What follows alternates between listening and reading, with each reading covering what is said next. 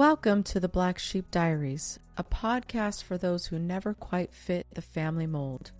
Here we speak openly about family dynamics, boundaries, and the journey to no contact. These are the stories they never wanted you to tell, but they're the stories that set us free. I'm Dr. Michelle Scoggins, and together we'll turn the Black Sheep label into a badge of strength.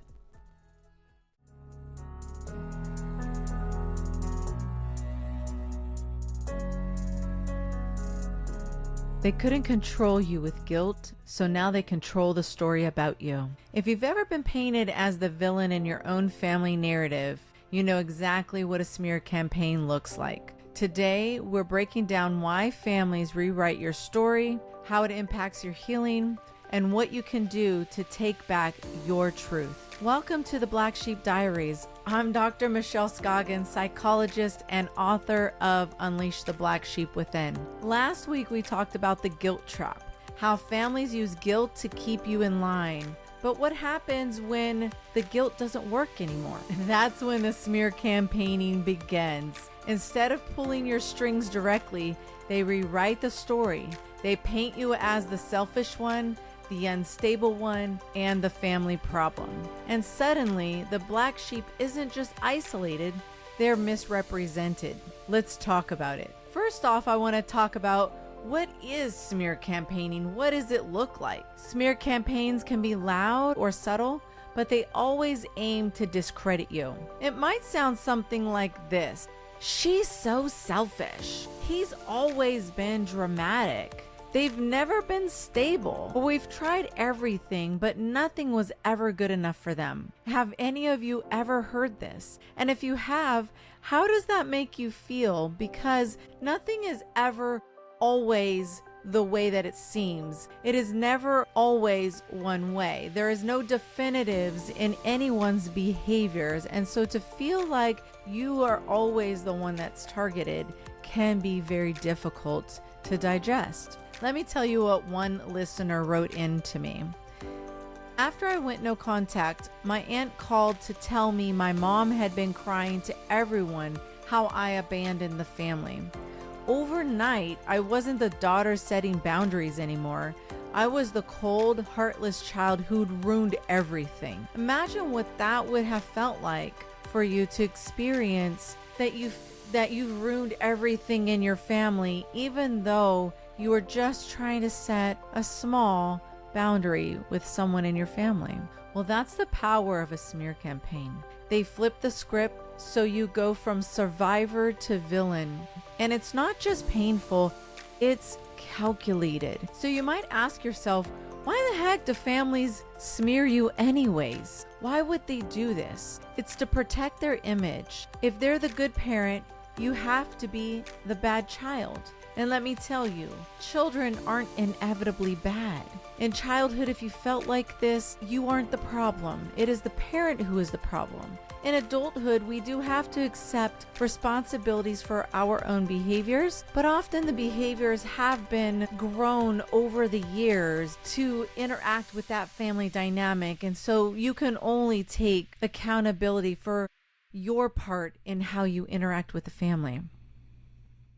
Other reasons they do this is to deflect. As long as people are focused on your problems, they're not looking at theirs. And in these family dynamics, they often never take responsibility for their problems or for their part in the relationship. They only want to deflect and project things onto you so that you remain to be the problem. And that's the only way that they can try to keep you in control. Other ways they do this is to divide and conquer. If they poison the well, others won't believe your side of the story. So they have to maintain in that control. They have to be the ones that are the victims so that others feel sorry for them and you always remain as the problem. Ultimately, it's so that they can stay in control. Even if you've walked away, they still can control how others see you. They want to control the narrative. And this is exactly why smear campaigns usually come after the guilt stops working. When you refuse to be manipulated by shame, they move on to controlling the narrative and your image. Now you might ask yourself, What's the impact of smear campaigning?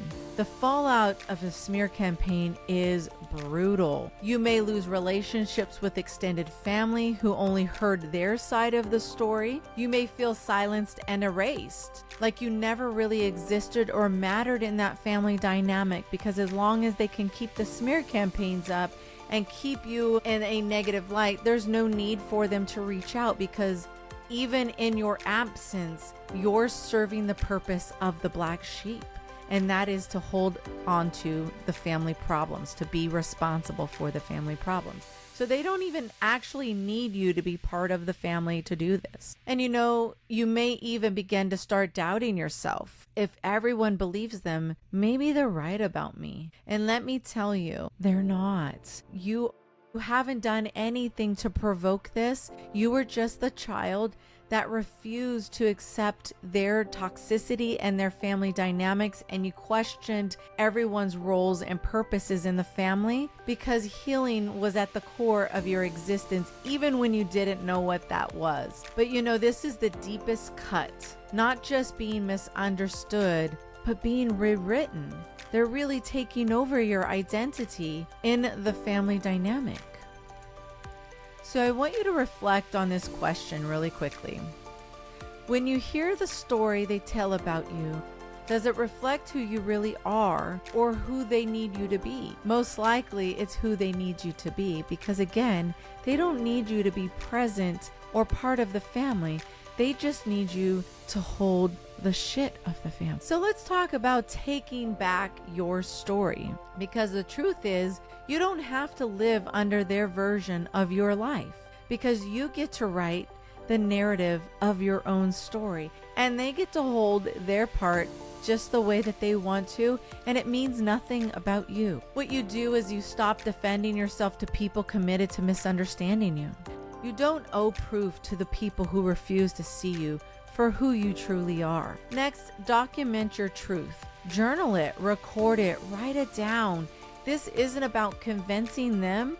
It's about reminding you who you really are. Find safe people who understand your story and don't need them to be the villain in your story either. They just see the truth. Build your chosen family and friends and community who reflect your reality back to you. They are the people who see you for who you truly are, and it doesn't mean anything about them, and they don't need to reflect anything about them. It is only about how they see you, and that is it. Ultimately, you get to reclaim your narrative, whether through art, writing, or conversations. Tell your story in your own words. This is why this podcast and my work is so important to me, because my words are meaningful to my audience, because they've seen within me how I've lived to be the black sheep and how I have not allowed others to control the narrative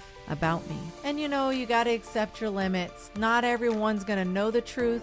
Not everyone deserves the truth. Not everyone can hold the truth. And that's okay. What matters is that you know the truth. Your story belongs to you. No one can take that away from you. So let me give you a little diary entry and some guided reflection as part of this episode. The reflection for today is, what's the biggest lie that they've told about you? Now write your truth next to it. This way you can part out what is the truth and what is the lie that they like to hold. Which one feels heavier? Which one feels like freedom? That's the one that I want you to hold on to, is the one that feels most true to you. Thank you for tuning in. This was the Black Sheep Diaries. Smear campaigns are painful, but remember this: they don't mean you're the problem. They mean your truth was too powerful to ignore. If this episode spoke to you, follow the podcast, share it with another black sheep, and leave reviews so others can find their way here too. And don't miss our next episode. We'll talk about the false self, the role we have to play to survive in our families, and how to rediscover the real you underneath it all. Until next time, keep speaking your truth and keep writing your own story.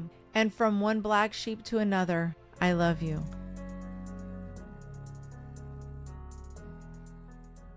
Well, that's it for today's episode of the Black Sheep Diaries. Whether you're new on the block or you're a Black Sheep loyal listener, I want to thank you for showing up for yourself today. We are on a mission to change the world one black sheep at a time.